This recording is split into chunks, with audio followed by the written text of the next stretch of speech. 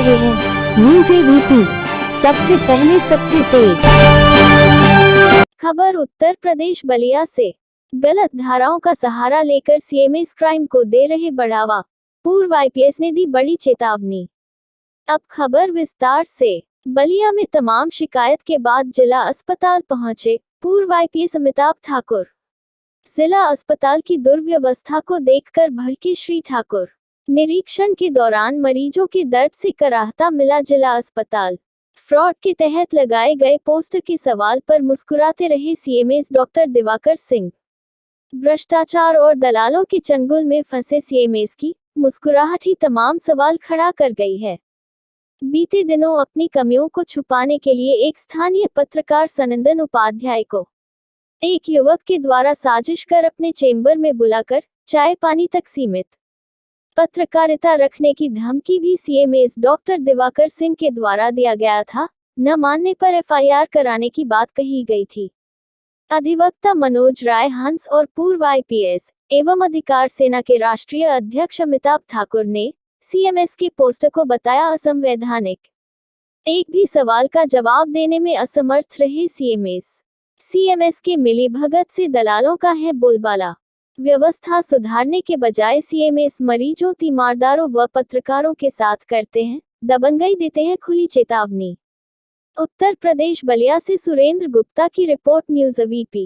जिला अस्पताल में जो हम लोगों ने निरीक्षण किया, देखा, एक चीज़ स्पष्ट है कि यहाँ बहुत ही बुरी स्थिति है।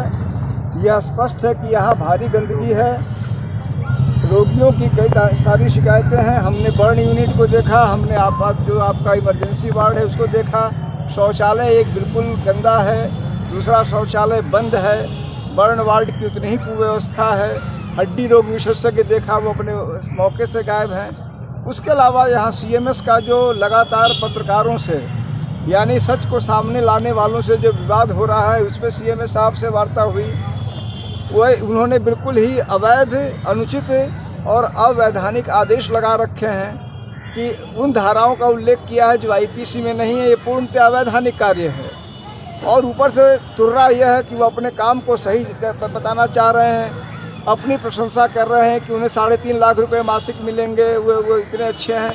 यहाँ प्रश्न यह नहीं है कि वो कितने अच्छे डॉक्टर हैं, प्रश्न यह है कि वो अनावश्यक रूप से पत्रकारों के रास्ते में, उनके वाजिब रास्ते में क्यों कंटक बोना चाहते हैं, क्यों अनावश्यक गतिरोध कर रहे हैं। जहाँ एक और अपने अस्पताल की स्थिति को सुधार नहीं रहे हैं, वहीं वे अनावश्यक रूप से अनुचित आदेश पारित कर रहे हैं। हमारी जो टीम है बलिया की, अधिकार सेना की, वह इन मामलों को व्यक्तिगत रूप से देखेगी। हमारी टीम के लिए एक प्रमुख अभियान होगा।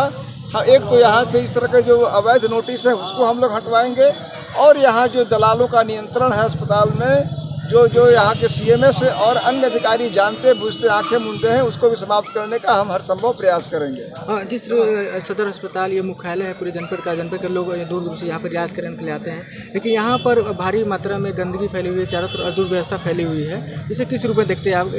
इसकी इतनी हालत खराब है तो जनपद के अन्य अस्पतालों की हालत है। देखिए, हमारा यह मानना है कि ये सीधे यहाँ के जो सीएमएस हैं उनकी लापरवाही है। मेरी व्यक्तिगत बातचीत से यह लगा कि अपनी गलती को मानने की जगह, अपने यहाँ की व्यवस्था को सुधारने की जगह उन्होंने एक ऐसा बीड़ा उठाया है जो कि अवैधानिक बीड़ा है पत्रकारों को सुधारने का। उनका काम पत्रकारों को सुधारना नहीं है, और अन्य पत्रकार बिगड़े हुए हैं। वह अपनी पूरी शक्ति अनुचित उद्देश्यों में जाया कर रहे हैं। उनका कार्य यहाँ की व्यवस्था को ठीक करना, उसमें वो पूरी तरह फेल है, और अपने काम में फेल होकर यहाँ दलालों का संरक्षण चल रहा है। यहाँ के सारी गंदगियाँ हैं, उनको न देख के वो ऐसे काम कर रहे हैं जो जिसे अगर एक शब्द में कहा जाए तो पूर्णतः अनुचित और अवैधानिक है। तो सर, जिस सीएमएस से पूरा जनपद त्राही कर रहा है, क्या वो सुधर जाएगा? देखिए, जो उन्होंने अंतिम बात कही कि जिसमें उन्होंने कहा कि मैं 3.5 लाख रुपए मुझे आज यहाँ छोड़ दूंगा तो 3.5 लाख मुझे प्राइवेट में मिलेगा, मैं उनसे चाहूँगा, अनुरोध करूँगा कि वास्तव में छोड़ दें ताकि ज़िले का कल्याण हो। वो 3.5 लाख नहीं 3.5 करोड़ रुपए कमाएं, हमें उनके पैसों से कोई मतलब नहीं है, लेकिन बलिया जनपद को वो मुक्त करें, या तो भी यहाँ पे वास्तव में जो सीएमएस का दायित्व है वो निभावें, या बलिया जनपद को मुक्त करें, ताकि यहाँ कम से कम व्यवस्था में कुछ सुधार हो। जिला अस्पताल पे जिस तरीके से यहाँ पे नोटिस चिपकाया गया है, वीडियो कैमरा सब इस पे प्रतिबंधित किया गया है, और सीओ साहब से भी आप बात किए थे कि सभी प्रकरणों को देखते हुए अधिकार सेना किस तरीके से लड़ाई लड़ेगी और आगे क्या निर्णय होगा। देखिए, अधिकार सेना के लिए यह अत्यंत महत्व का प्रश्न है। स्वास्थ्य सेवाएं कितनी महत्वपूर्ण है किसी भी नागरिक सेवा के लिए, ये सभी जानते हैं। इसमें एक तो पत्रकारों को जानबूझ के रोकने का जो उनका पर्पस है, उसको हम लड़ेंगे। ये जो अवैधानिक बोर्ड है, मनोज हंस साहब हैं, हमारे मधुसूदन श्रीवास्तव जी हैं, हमारे अधिवक्ता साथी हैं, हम लोग उनको लीगल नोटिस देंगे। आवश्यकता पड़ने पर इनके खिलाफ हम कोर्ट में केस करेंगे और यहाँ की व्यवस्था सुधरे, उसके लिए हम यहाँ के लिए अधिकार सेना एक अलग यूनिट बनाएगी, जो अनवरत इस बात को देखेगी कि डॉक्टर समय से बैठे और नियमानुसार कार्य हों। और जन औषधि केंद्र में जो दवा उपलब्ध नहीं है उसके बारे में देखिए, हमारी जो टीम है वो सारे बिंदुओं पर यहाँ पर प्रयास करेगी कि जो कुछ नियमानुसार है उसको हम सुनिश्चित करावें। इसके लिए डॉक्टर जन औषधि केंद्र का दवा भी नहीं लिखते हैं। मैं आपसे सहमत हूँ, उन बिंदुओं पर हम कार्य करेंगे। कल तक नहीं काम तो सर ये मान लिया जाए कि अधिकार सेना मरीजों के दर्द को समाप्त कर जाएगी।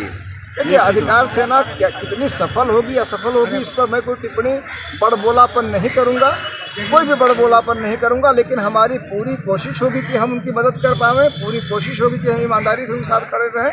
ये हम अवश्य प्रयास करेंगे। धन्यवाद।